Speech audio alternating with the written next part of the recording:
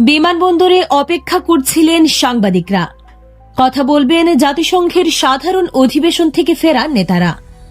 কিন্তু সেই সংবাদ সম্মেলন আর হলোই না।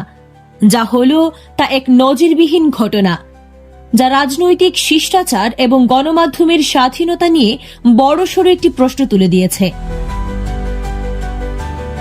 ঘটনার সূত্রপাত হয় যখন হযরত শাহজালাল আন্তর্জাতিক বিমানবন্দরে জাতীয় নাগরিক পার্টি বা এনসিপির নেতাকর্মীরা তাদের নেতাদের স্বাগত জানাতে এসে উচ্চস্বরে স্লোগান দিতে শুরু করেন।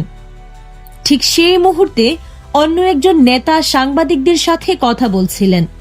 একজন সাংবাদিক এনসিপি কর্মীদের থামতে অনুরোধ করলে পরিস্থিতি উত্তপ্ত হয়ে ওঠে।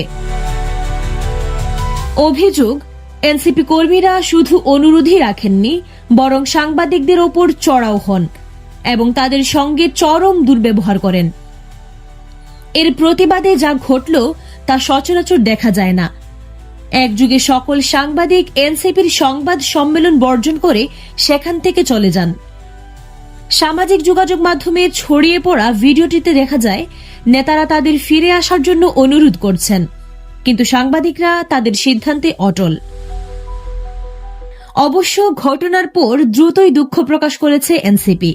তারা জানিয়েছে এই ঘটনা নিন্দনীয় এবং দায়ীদের চিহ্নিত করে তাদের বিরুদ্ধে কঠোর সাংগঠনিক ব্যবস্থা নেওয়া হবে। কিন্তু এই একটি ঘটনাই নতুন বাংলাদেশের রাজনৈতিক দল এবং গণমাধ্যমের মধ্যকার সম্পর্ককে আবারও সামনে নিয়ে এলো।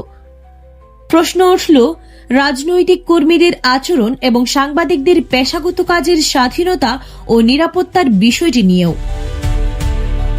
এই ধরনের গুরুত্বপূর্ণ আপডেট পেতে আমাদের সঙ্গে থাকুন। বিজিএন টিভি 24, সংবাদ যেখানে, বিশ্বস্ততা সেখানে।